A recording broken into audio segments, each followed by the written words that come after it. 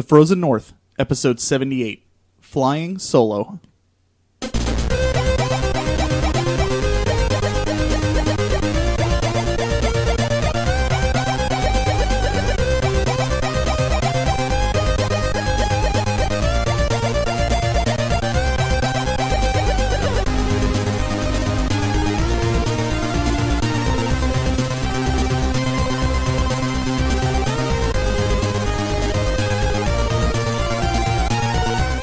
Hello everybody, welcome to episode number 78 of the Frozen North Gaming Podcast. My name is JJ and I'm actually here by myself today.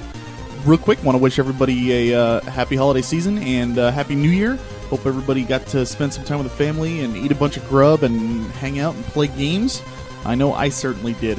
Marc and Brian are basically taking a week off. I gave them the time off just because, it's the holidays, so we kind of want to do our own thing if possible, and we got work off, so we want a game, and I think I can hopefully hold this down for today. But the good news is, it won't just be me today. I do have I think 4 side quests that were submitted, so we got a handful of things to go over. I'm going to be talking a little bit about what I've been playing, going to be doing a little tiny bit of news, got some stuff about the Xbox, got a side quest on top 5 games Marc should play again. I'm doing my top 5 Sega Genesis games, so a whole bunch of stuff coming out today. It's going to be great. And, well, without any further ado, let's hop right into it. What have I been playing? Lately, it's been Xenoblade Chronicles X still. I actually just hit it's Sunday. I just hit the last chapter of the game, and it's still so addicting. The gameplay is so great. I really, really love the combat in it. The story is, not really gotten any better from before, so that's definitely not the draw there, but the gameplay is just so good and the combat is so fun. If you're a completionist especially, there's a lot to do there, so it's a really, really good time. Also, for Christmas I got Bloodborne, Just Cause 3, and Until Dawn. Haven't busted out Until Dawn or Bloodborne yet, but I was playing Just Cause 3 yesterday, and oh my gosh, there is so much to just do. Just random, mindless fun. I honestly couldn't even tell you what it's about, but I played for like 3 hours just blowing stuff up and tethering things together and flying around the city, and it was just so much fun. So if you're just looking for a great sandbox game, I really recommend it. I'm not that far into it, but I'm having a really good time with it. And I started Trails in the Sky. I'm not playing the PC version. I'm playing it on my PSP, mainly because it came with an instruction booklet, and that's always good. But I'm really, really enjoying it. I have been wanting kind of obviously I'm a big JRPG fan, so I've been looking for a kind of new JRPG that really, really has that old school feel. And while, a few have come out recently, this one does a really, really good job. It's another good one. Combat is very, very similar to Lunar, if you've ever played any of those games. But just a really, really fun little game. Trails in the Sky, I highly recommend it. It's long, too. There's a lot of text. As far as I can tell, there's no voice acting. It's a lot of reading. But if you like the old school stuff, this is kind of just a newer version of the classic games. And I'm having a blast with it. It's been a hell of a lot of fun. So, why don't we go ahead and get into our first side quest? It's actually going to be a voice you haven't heard in a while, but he is back and he is here to do a top 5 list that, well, it makes me laugh, and you'll see why here in a minute. Matt, go ahead and take it away. Hey there, everyone at Frozen North. Long time no see. This is Matt speaking. Hope you haven't forgotten about me. I've been away for a while, but I am back with a vengeance. Today, I'm going to share with you something that has been close to my heart for a very long time, and that is my top 5 games that I want Marc to play in the year 2016. Okay, let's go ahead and jump right into things and kick it off with number 5, Okami. In my eyes, Capcom's attempt at creating a Zelda-esque adventure lifted the Zelda franchise over its head and went down into a Bane breaks Batman backbreaker on it. This is one of the PlayStation 2's finest hours. Honestly, it was good then. It's good now. And now it's even available on the PlayStation Network in, wait for it, high definition. Pick it up, Mark. You're in for one of the most unique treats in gaming, I promise. All right, let's go ahead and move right along to the unloved stepchild of Square's golden age on PlayStation 1. It is my number 4, Vagrant Story. Unloved is honestly an understatement here, because Vagrant Story is arguably one of the best games on the PlayStation. The story starts off with, honestly, Metal Gear Solid levels of gripping presentation, and then it evolves over 30 hours into this masterpiece that makes some Hollywood movie scripts feel impotent by comparison. Throw in one of the deepest combat systems that will please both traditional and action RPG lovers, and you're in for one mother goose of a ride. Wait, that's a good thing, right? Yeah, that's a good thing. Alright, let's head back to that holy temple of gaming that we call Capcom and shine a heavenly light on my number 3, Dragon's Dogma, Dark Arisen. Dragon Age? Get out of here. I found a girlfriend who actually understands me. Honestly, this is probably one of my favorite games on the PlayStation 3. No, I'll go for that. It is my favorite game on the PlayStation 3. It shows a level of depth that is just miles ahead of most of the Western RPG market, even by today's standards. I want so badly to get a sequel, so I need everyone to play it, including you, Mark. Do it! You won't be disappointed. Alright, for my number 2, I gotta summon the robot voice here. Okay. My number 2 is Silent Hill 2 because reasons. It is one of the best suspense thrillers in all of gaming. I'm pretty sure that I'm like the 10th person to tell you that. Get it. Play it. Now. Sorry about that. Don't know what came over me. Okay. Let's move on to the highlight of the day. The number 1 game that I want Mark to play in the year of 2016 is Xenogears. Well, I mean, what did you expect? Mark is a lover of all things Suikoden, and because of that, I would be absolutely shocked if he didn't love Xenogears. Not only is it a great character-driven story, but it'll feel fresh because it's in the sci-fi genre, and honestly, there just aren't very many good sci-fi RPGs. This one is a real winner, Mark. Pick it up. Alright, that'll wrap up my list here today. Anyone out there who hasn't played this list of games should first go play them, and then send hate mail to Mark for having not played them. Alright, that'll just about do it for me. This is Matt signing off from the Frozen North. See ya. Oh my god, Square Enix, Final Fantasy VII, I love you. Alright, and I'm back. Thank you, Matt, once again for reiterating that Mark needs to play more games. Number 2 and number 1, though, I mean, yeah, we've all been telling him to play as definitely Xenogears, but I just recently, you know, as you heard, finished Silent Hill 2 myself, and again, I can't agree with Matt more. That's the storytelling in that game is right up Mark's alley. Vagrant Story, which he also mentioned, I have not had the chance to play myself, and I really, really want to try. I own it. It's in my collection. I just have not actually, you know, pulled the trigger and played it myself, but I keep hearing really, really good things from people on it. So it's something I'll get to eventually, I know for sure. But Mark, come on, man. You gotta start helping us out here. Get on the ball. Start playing these games, dude.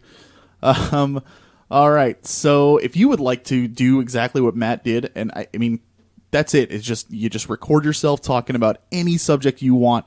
Send it in to me. I will edit it for you. If you don't want to edit it at home, I will do anything you want me to do.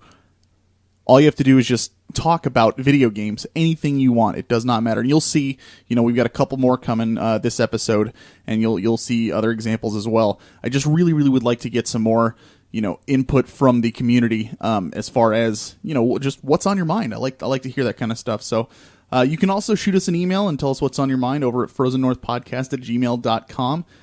You can check out our website at fngaming.net. Our Facebook is facebook.com/thefrozennorth. Our Twitter is at fnpodcast. Our blog is frozennorthpodcast.blogspot.com. And we're on Twitch, where I stream on Wednesday and Thursday nights, usually between 6 and 9 p.m. I've been playing Final Fantasy VII lately, and we've had a couple people in the chat the past couple of times, and just been reminiscing about old times and talking about games and what's coming. And obviously I'm playing FF7, so the remake has been a big topic that we've been going over. But please stop by, say hi, and just talk for a little bit. I want to hear what's on your mind. And that's at twitch.tv/FrozenNorthGames.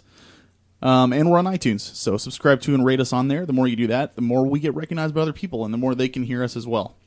So, a little bit of news, not much. I kind of just glazed over it a little bit because I didn't want to spend too much time on it, but there were two articles that kind of stuck out to me. It didn't seem like there was really too much going on in the world of gaming over the past few weeks, other than obviously the normal holiday stuff. But so the first is... I don't know if you guys have heard the issue with Steam that came up. Kind of sounds way worse than it actually is. I guess what happened is there was an issue on Steam where people were logging in and they were able to access and see other people's personal info, like full name, address, last four numbers of credit cards, and that kind of stuff. Now, while that does, that does suck, and you don't want people seeing your personal info and stuff like that. To my understanding, and from what I can tell just by reading online and stuff, it seems like nothing really negative came out of it. Like, there wasn't anything that they couldn't manipulate your account or change anything or do anything with it, or buy anything with your credit card or anything like that. They literally could just see it. And Steam took the big reason why it flipped people out was because obviously personal info was seen, but then Steam actually took down their store for a few hours, which it's kind of crazy, but it was just kind of one of those things where it sounds way worse than it actually seemed to be. So if you were worried about that and you were about people seeing your stuff, to my understanding and from what I can tell, nothing really bad came out of it. So kind of dodged a bullet there. The other one has to do with Star Wars Battlefront. If any of you have played Battlefront, it's a good time. There's not super tons amount bajillion things to do in the game, but it looks gorgeous, and if you're a Star Wars fan, I mean, it feels like you are freaking playing Star Wars. I'm having a blast with it. I have it on Xbox One. It's apparently they're not going to be having any DLC for The Force Awakens, the new one. By the way, if you have not seen Episode 7 yet, it's amazing, and it'll make you feel like the first time you saw Star Wars, if you're a Star Wars fan. I absolutely just gushed over it, and it's fantastic. I'm actually going to see it again with my dad tomorrow, Monday. So apparently they're going to try and stick to episodes 4 through 6, and they're still going to be coming out with DLC and map packs and new characters and all that stuff, but I guess it's just not going to be any of the new stuff that's out, other than the Battle of Jakku, which I guess is just one map. And I don't know why they did that if they're not going to continue. I don't know. EA. That's kind of the reasoning that I got. So yeah, that's about it, guys. Nothing crazy on the news front. But again, go check out Episode 7. Speaking of which, another friend of mine, Brandon, who has been on the show a couple of times, him and I actually sat down and talked about the Xbox One. Him and I are huge Star Wars fans, and we have been gushing about it for the past couple of days like crazy. But we actually put together a list of top 5 reasons why the Xbox One is finally worth it. Well, I'll let you hear for yourself. Here we go. All right, and I'm here sitting with my bro gamer buddy, Brandon. What's up, man? How's it going? What are we talking about today? We are going to be talking about the X-Bone today. The Xbox One and why it's worth it. Yeah. So we put together a little top 5 list. Two of us kind of just put it together. We actually... I asked you to come up with some ideas, and then I came up with some ideas before we got together today. Right. And for the most part, we pretty much had the same thing, so then we kind of just had to rank them. Right. Our number 1 was right off the bat. Easy. It was kind of funny. Easy. So we just had the exact same answer. And from there, we kind of just put our heads together. But so we're really quick going to go over the top 5 reasons why the X-Bone is finally worth it. Well, I don't know about finally, but can you say it was worth it right off the bat? For the normal person. What's right off the bat? Like when it first released. Okay. You got me there. I just mean a lot of people are saying I mean, you've heard the show, you know Brian obviously and Right. stuff, and we've made jokes about like, oh, the only reason to get it is Halo and blah blah blah, whatever. And a lot of people legitimately do feel that way. I finally got it, and I really enjoy it now, and I'm glad I have it. But there are still those who are like, I have a PS4, why do I need one? If it's just for Halo. And it's like, and we're basically here to say there's more than just Halo there. Oh, absolutely. So that's what this top 5 is for. I'm excited. All right, let's get to it. And you know a little bit more about some of this stuff than I do, so I'm going to let you do the bulk of the explanations. Okay. But I mean, for the most part, I think we both are on the same page for sure. Oh, yeah. As to why we feel this way. So our number 5 reason the Xbone is finally worth it is Windows 10 integration. So, if anyone listening out there has an Xbox One, you know that they have done a recent interface overhaul with the Xbox One. Now they made it to be more Windows 10 compatible. They've changed the way the interface looks.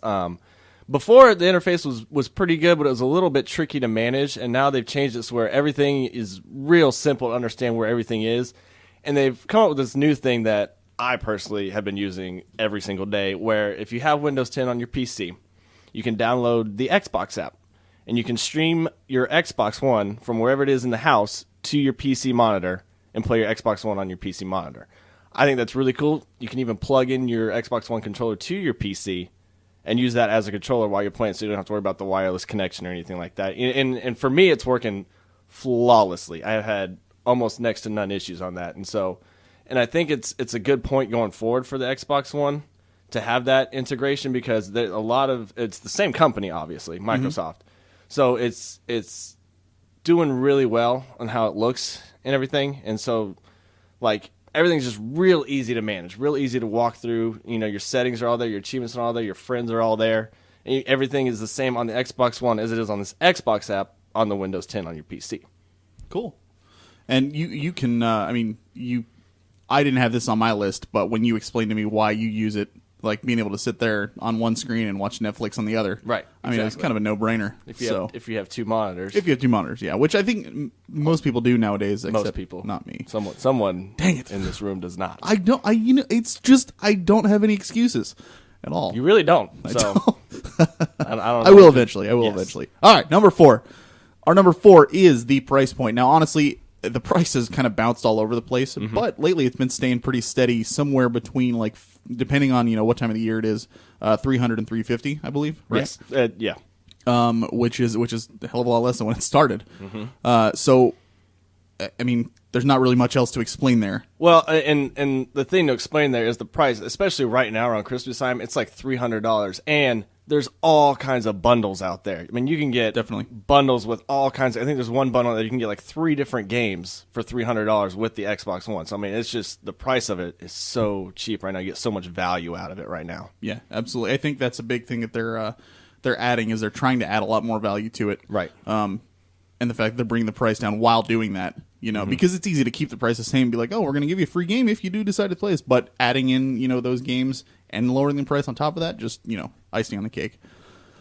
Number 3, backwards compatibility. So I might let you talk a little bit about this one, because to me, it's not as important it is to someone like you, because I still have my 360 and I still play games on it all the time. Right. I understand its importance, but for me, I don't use it a whole lot. So I'm going to let you talk a little bit about it. I have a 360 as well. And, I would imagine, judging by what I've seen so far and what the most of the Xbox player base is into, a lot of the games that I play aren't going to be backwards compatible on there for a while anyways. So I will still also be using my Xbox 360 for a while. But the way that they are doing theirs is just so much better. I mean, there's no other word for it, better than the way that Sony is doing theirs. I don't even want to call it necessarily backwards compatibility. They're just releasing these games that were out a while ago on the PS4, which is great. Right. But 360, you're going to be able to, as long as it's in the library, you pop in the disc. If you already own it, boom, you got the game already. Yeah. And all you have to do is just pop in the disc and you're done. That's awesome to get it for free. Or if you don't have the game and you want it, you've always wanted to play it, you can go on there and you can buy it. So either way, you've got options, and they just make it very easy and accessible to anybody who owns the game or anybody who wants the game. So if you're looking to get into those older titles, on the Xbox 360, keep your eyes open, look at that lineup, because they're adding new games all the time. So yeah, and I think it's important to note that Xbox came out and said, hey, guys, we're offering backwards compatibility. And then Sony came out and was like, well, we didn't really think that was possible, so this is kind of interesting for us to see. Yeah. And so it's a really cool feature that no one thought was possible, and then they figured out how to do it. And so now, just pop in a disc and good to go. Yep. And you know what? I'm not going to say that any of this is never going to happen with Sony, but right now, I just prefer this way. I think it sounds awesome. Okay, number 2, exclusives. Exclusives. Now, I actually I just said Halo, and then you came to me and were like, "Hey, we should totally say exclusives instead." And I'm like, well, I don't even know what else there is. I'm not a big Xbox gamer, from years past, so I don't have too much experience with it, other than Halo. But you actually just started rattling off names, and I was basically okay, I get it. All right, fine. So what kind of exclusives can we expect from the Xbox? So right now, to your point, there's not a whole lot of exclusive. You got Halo, you got Forza, you have Tomb Raider for now. I think it's coming to PlayStation next year. Eventually or something. But what they're in development. There's a new game coming out that looks really interesting called Scalebound. It's an RPG. You basically have a dragon as your ally and partner. They're going to be running around playing with the early trailers and gameplay video footage of it look amazing. I mean, it looks really nice. They also Crackdown. Everyone loves Crackdown. I know you've never played Crackdown. I never played it. Mark's really excited for it, though. Crackdown is so much fun. Back when Crackdown 1 came out, most people just bought it because it had Halo 3 multiplayer beta on it. So everyone bought Crackdown for the Halo multiplayer. Then once they started playing Crackdown, they realized how much they love it. It is a fun game. Basically, for those of you who don't know what it's about, you're basically this police soldier member in the very far distant future, kind of like in this military state city. And you get all these superpowers. You run around and do things. It's kind of like a Grand Theft Auto type game, sandbox game, but you just get all these superpowers, and it's really fun. It's a really interesting story too. If you ever play it. So Crackdown 3 comes out next year, and then there's also this game being made by Rare called Sea of Thieves. It's basically a pirate game, and there's not a whole lot of detail out about it, but the trailers of it look pretty interesting. And then also, I don't think we mentioned Gears of War. Gears of War is just it is a bro game through and through. The dialogue is cheesy. Everything is action packed. If you got somebody to play it with, though, it's so much fun. Oh my god, it's so much fun. If you just take the cheesiness with a grain of salt, it is so much fun to play. And so they got some good things going on. And as for the exclusives, I mean, they've talked about how they're going to focus more on in-game development, in-game studio development, try to bring out their own games rather than focus on big third-party games. Right. So it's going to be an interesting few years coming up for the Xbox in terms of exclusives. I'm excited for it. Definitely. All right, number 1. This was the easiest choice, and the most obvious. I think, like you said, you wrote it down first. I wrote mine down first. That was the first thing I thought of, and that is Phil Spencer. Phil Spencer, the guy at the head of the whole shebang. I think he has completely turned around the entire attitude towards the system and done amazing things for it. When it was first announced, you had the whole press conference with Don Matrick and stuff, and he said, well, if you don't have internet, get a 360. We've poked fun at that and everything like that. Oh, yeah. And since then, Phil Spencer's taken over, and you can tell he genuinely likes what he does, and he really, really wants to help it improve. And I just really, really love to see the progress that he's made, and am so excited for the future and what he's going to be doing. So, yeah, he basically has saved the Xbox for this generation. Xbox got off to a historically terrible start. I think everyone can agree. I didn't even buy an Xbox for a while. I just didn't. I was waiting to see, because I was like, that press conference, man, that was awful. That was brutal. It was hard to watch. It really was. And so then when Phil Spencer comes in, he's like, okay, guys, here, we messed this stuff up. I'm going to show you how I'm going to change these things, and then we're going to start doing it. And he's just turned the ship around. Everything he says is just good stuff. And Xbox One sales are still being outsold by PlayStation by a lot, but it could be a lot worse if he wasn't at the helm. Absolutely. It's just he's taking it in the right direction. And like you said, I think he genuinely cares about the Xbox and the Xbox brand and the gamers. He wants to keep making the Xbox for the gamers. Yep. He's just a guy you just want to like. I just want to have a beer with him and shake his hand and just be like, dude, thank you. Yeah. Seriously. You have like restored my faith in this console. So yeah, for real, man. Cool. Well, that's our top 5 reasons why we think the Xbox One is worth it. Yeah. So if you're on the fence, you're not sure, I really think now is the time to go ahead and pull the trigger on that. Absolutely.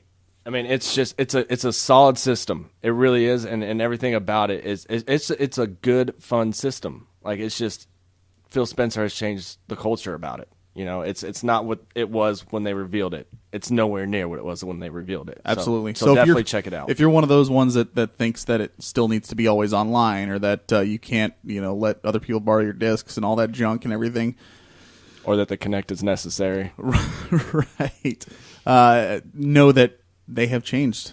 Pretty much all of that. I mean, if you think about it, I'm going to go off on a tiny little tangent here. Every system is always online. Yeah. You have to be, because what happens when you put in a game? Oh, you got to install a patch. That's the PlayStation as well. That's the freaking Wii U as well. So that's not a thing that's exclusive to Xbox. So I don't want to hear that argument anymore because it's ridiculous. It is ridiculous. Just saying. All right. Well, Brandon, thanks for taking the time out, man. Yeah, thanks for having me. I really think that this is something that people need to start actually taking a little more seriously. And especially like we tend to look at the more story focused games and big epic grand adventures and stuff. And Xbox is known for having a few of those, but mostly the shooter crowd and the competitive gaming crowd. Right. So I really think, and like you said, you brought up like Scalebound and Crackdown and stuff, and there's a lot to look forward to here. So we'll have to just wait and see what happens. But I think with like we said, Phil Spencer at the helm, there's a lot to be excited about. So yeah, I agree, definitely. We'll go from there. All right, back to you, JJ. Well, thank you, JJ. It's really awkward when I do that. I know, I realize that, and it's probably really awkward to listen to. I apologize. But as you can see, the Xbone is finally totally worth it, in at least in our opinions. I know when it first came out, we kind of poked fun at it, and people still do. But I mean, especially our number one, Phil Spencer. As much as I think he like totally looks and dresses like a college frat boy, I love the guy. He's freaking awesome, and he's doing such great things. This system has turned around completely this year, and I really think that even if you're just on the fence about it, well, especially if you're on the fence about it, you should totally pull the trigger, go for it. Get that Xbox One now, if you can afford it, obviously, which, with the price point being lower than it's ever been, there's really no reason not to. There's some great stuff coming for it. There's some great stuff for it. It's time. It's awesome. So, and I actually heard rumor that they're already working on the next one, the next console. So I'm like really excited to see what Phil Spencer does, from day one with, being at the helm, because we had the whole thing with Don Matrick initially. So it's going to be interesting to see what they do with the next console cycle. So yeah, really excited about that. Looking forward towards the future. Okay, one more. We got another side quest here. This is from a couple of listeners of the show. They were actually on the show when we did our episode from SoPro Gaming a few weeks back, where we had a bunch of people come on and just talk about like gaming influences and stuff like that. So you might recognize the voices. This is Eric and Derek, and they're here to tell you a little bit about protagonists. Hey, thanks for joining us. This is Eric. And I'm Derek. And today we're going to be talking about one of the thing that's very, something we've both thought a lot about very recently, because the Game of the Year Awards happened. And we all know Witcher 3 took home Game of the Year, in particular because of its really strong protagonist, Geralt of Rivia. And that's kind of got us thinking, what really makes a good protagonist? Because there's a lot of games that have come out recently that's been, bland, forgettable, just samey protagonists, and we kind of figured it'd be interesting to delve into what makes a good one, especially for a video game. We were kind of talking about, Eric, you want to... Yeah, I mean, as far as protagonists, one of the things we really connected on was Ezio from the Assassin's Creed series. At least I think from the first 2 games, right? I don't really know too much about it, but I have heard and watched some of the game playthroughs on it. So I'm a little versed in it, but not as well as I could be. I mean, what are your personal opinions on Ezio? Well, I mean, I think it says a lot that you've never played the series, but you still know Ezio. Like, he sticks out. He's got personality to him. You have the first game, Assassin's Creed, where you have Altair, who is this, tough, burly warrior guy. He's kind of just like hardcore about everything. And then you have the second game, which is there's like Assassin's Creed 2, Brotherhood and Revelations are about Ezio. And in 2, Ezio is just a spoiled rich brat. Like, he absolutely is. And you kind of see him start to change between Brotherhood and Revelations to become this, all-powerful assassin guy. And so that really, it's the transition that really matters for that, and that's why a lot of the later games have kind of fallen flat. Assassin's Creed 3 had Connor, I think it was, who was just, I've seen some video that's just painful, just boring, and that really that change, I think personally, is what makes a good protagonist. Yeah, absolutely. I mean, do you have what would you say is your favorite protagonist out of any of the game series you've played? Definitely would have to be, and this is, anyone who knows me knows I will wax poetic about this game, but Tales of Symphonia, Lloyd Irving. He has a lot of very human flaws. He's young, he's hot-headed, he's impulsive, and he gets him and his friends into really just situations where they didn't need to be in trouble, but he got him in trouble. And then, but like you still connect with him because no matter what his flaws, he still has a good heart. He still wants to fight for his friends and wants to help them out, and it creates for a very believable character. One of the other characters in the game, Zelos, is a very self-centered pretty boy, and by the end of the game, you get to see his transition into actually caring about other people. I mean, what are some of your examples? Yeah, I really don't know a lot about Tales of Symphonia, and I know you'll give me a lot of flack about that, but a game that I grew up with, actually one of the first RPGs I ever played was Diablo 2, and I know you might be thinking, oh, well, the heroes didn't really have much of a personality. That's fair. The heroes you play aren't. But Deckard Cain really stuck out to me as a very versed character in what he was doing, and he was looking to fight, evil as best he could.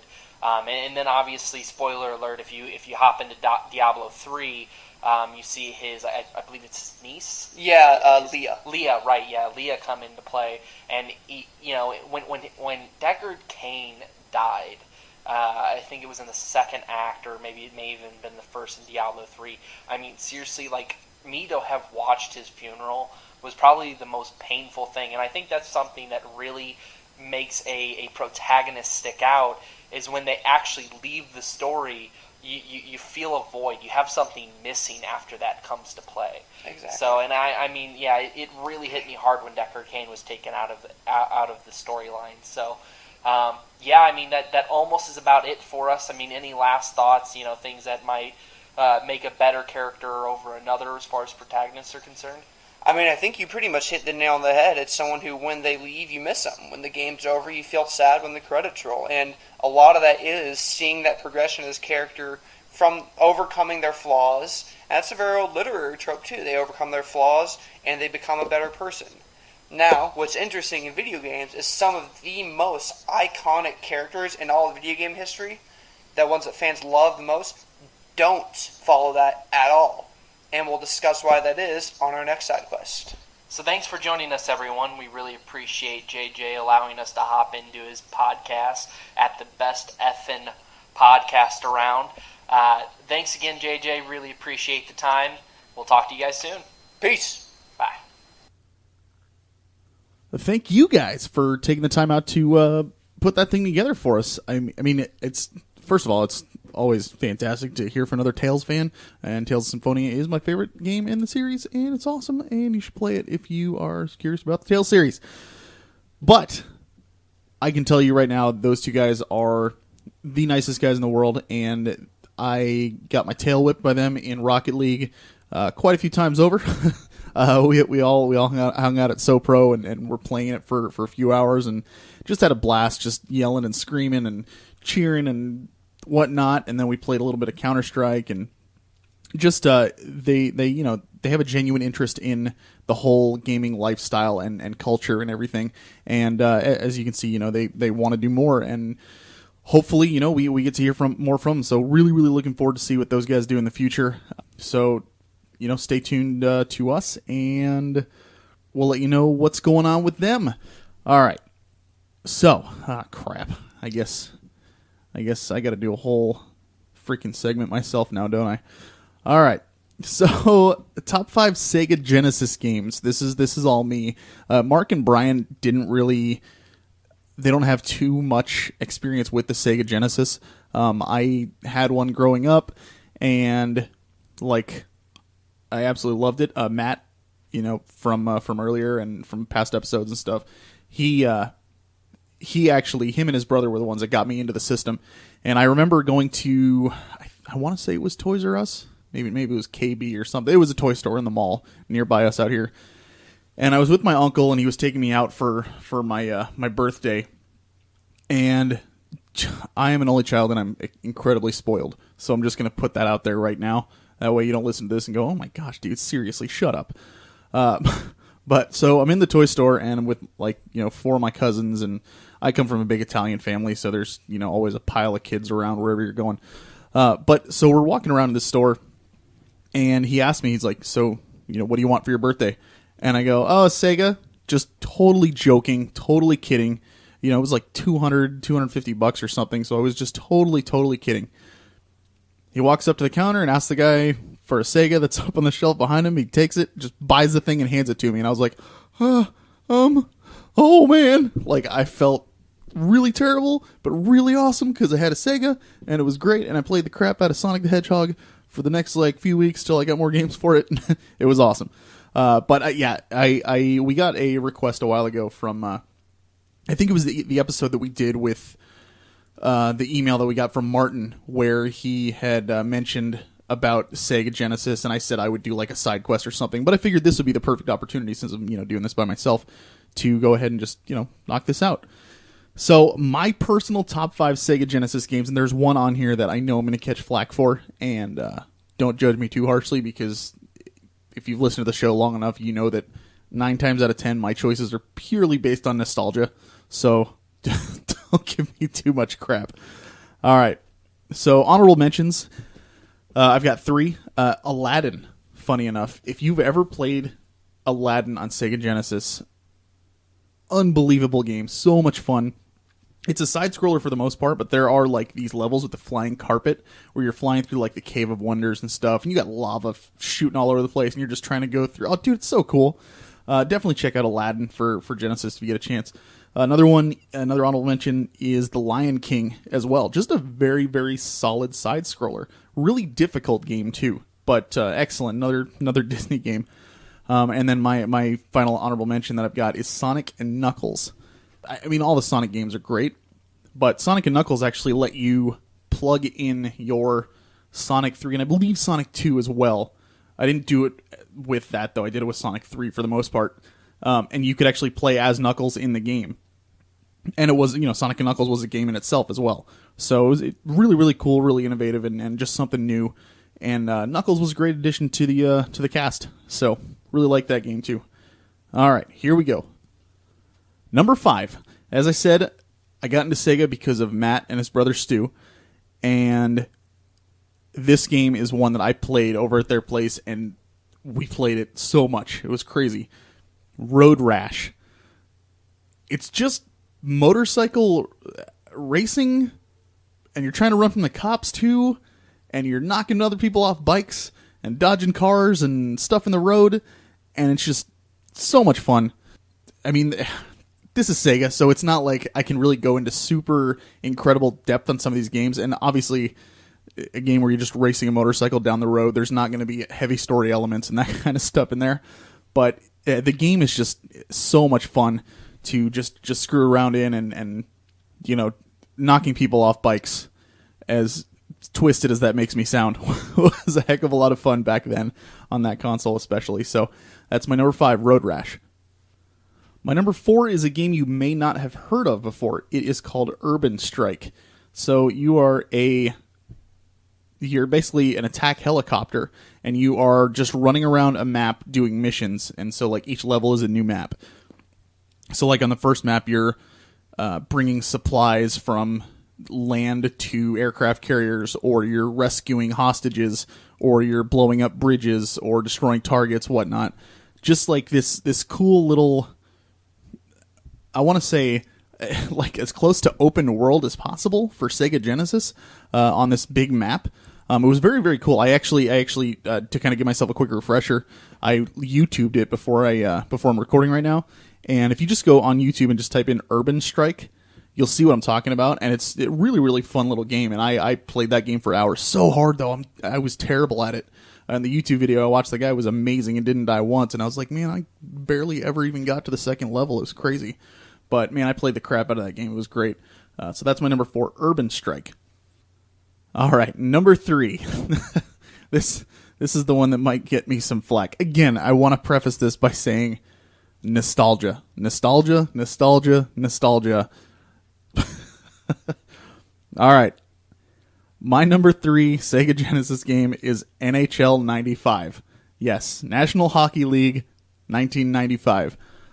I played this game so much. My one of my best friends growing up, Joey, he would always come over, and the game like would tally how many body checks you had on people, because I mean you could absolutely decimate some of the NPCs on there. So we would play on the same team, and the game would tell you at the end of a game, at the end of a game, how many body checks you had gotten, in addition to obviously your score and stuff. And he would go for as many of those as possible. So basically, we would play it like football almost. I would get the puck, and then he would just be in front of me and body check people out of the way like crazy. And we would that's how we played all the time. And we would, win like, I don't know, 29 to, 2, and have 217 body checks or something on there. It was crazy. It was ridiculous. But we got really, really good at that game. And one of the things we really liked about it was it was one of the first sports games that I can remember. Yes, I used to play a lot of sports games. I played Madden as well, which I really liked. And it was a toss-up to put either Madden or this one on my list, but I think ultimately I played this one more. But you could create characters. And so we would create characters like based on like musicians that we knew or our pets or something like that. Like Joey had a dog and a cat named Misty and Leroy, and we made those in the game, and those were like our 2 leading scorers always. It was crazy. You could buff up their stats and stuff like that, so we just made them really fast. It was just crazy, just a lot of fun. But don't rag on me too much, just because I have so many great memories from that game. NHL 95.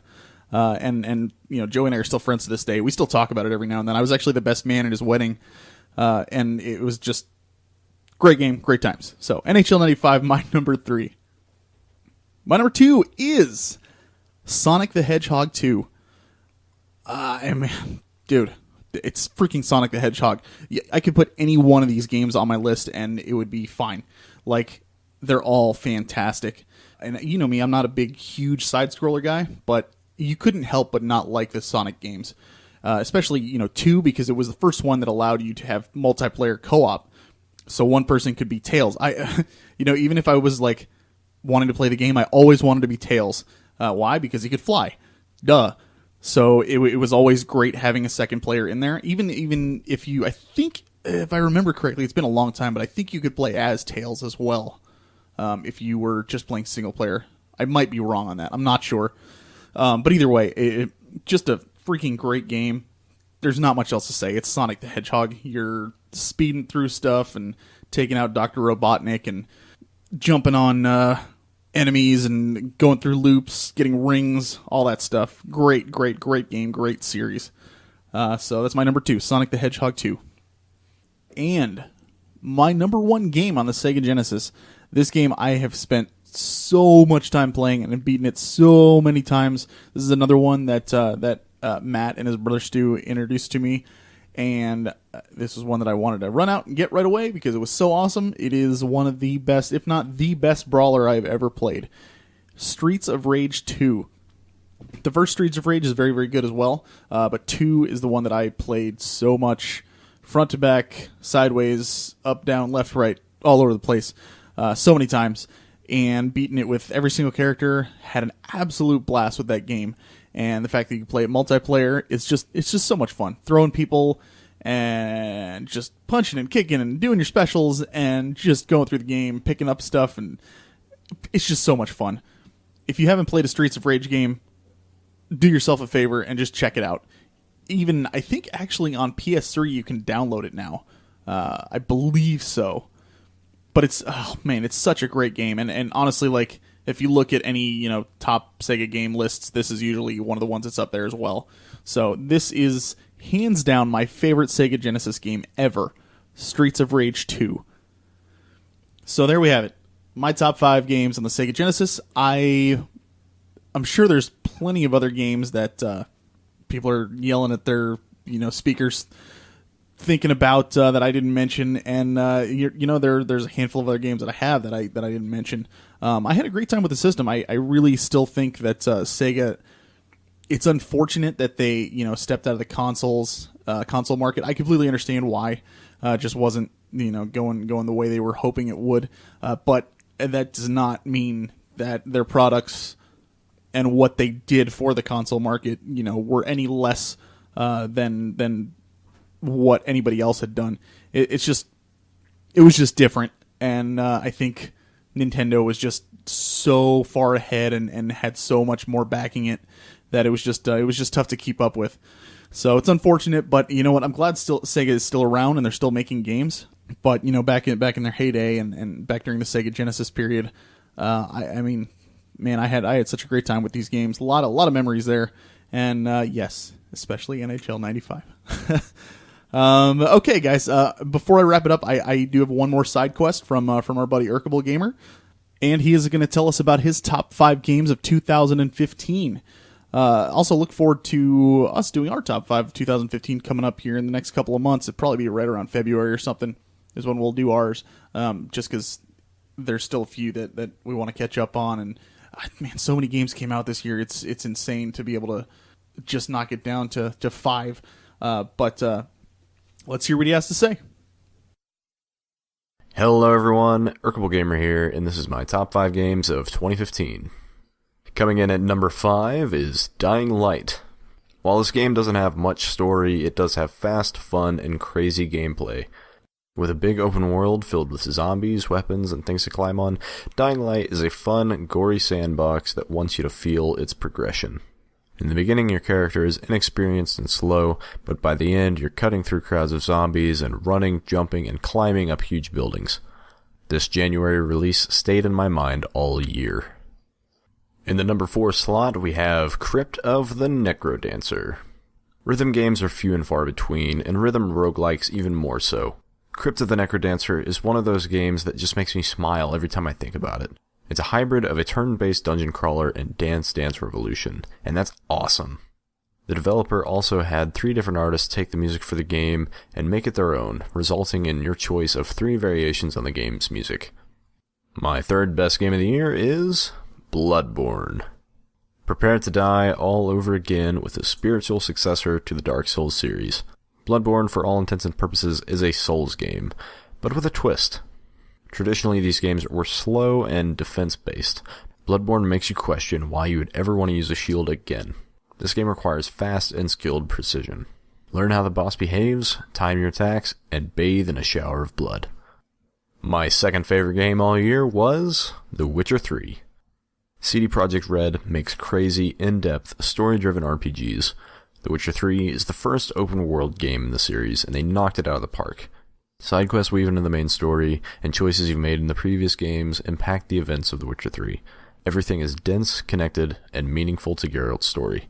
This game is packed with content and may very well be the most complete game this year.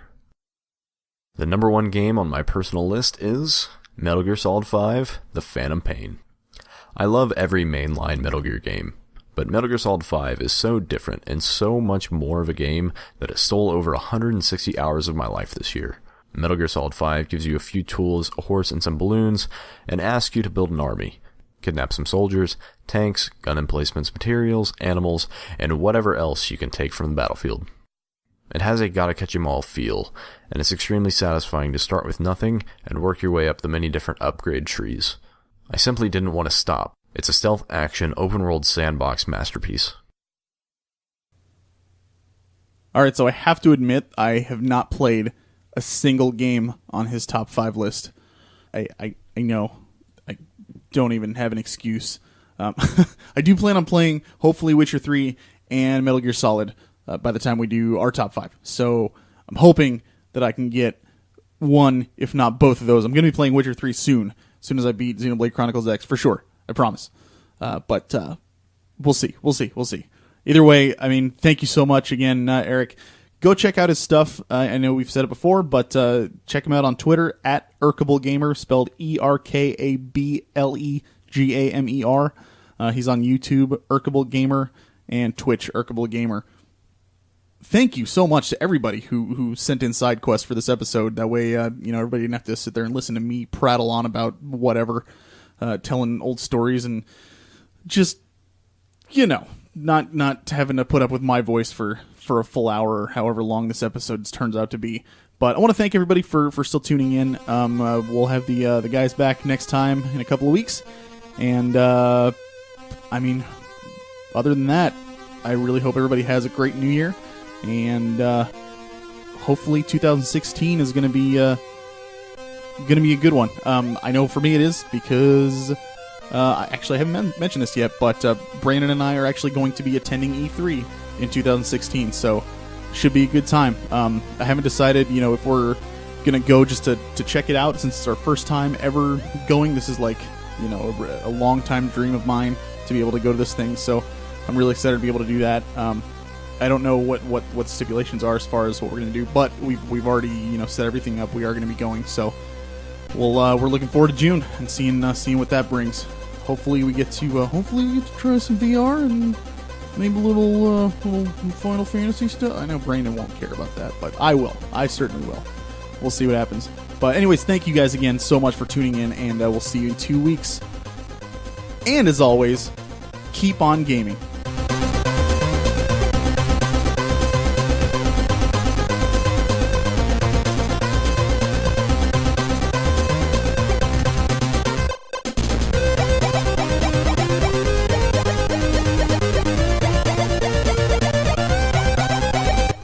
Our theme song was made available through the Creative Commons Attribution license by Ziphoid. The song title is Radical Fanfare.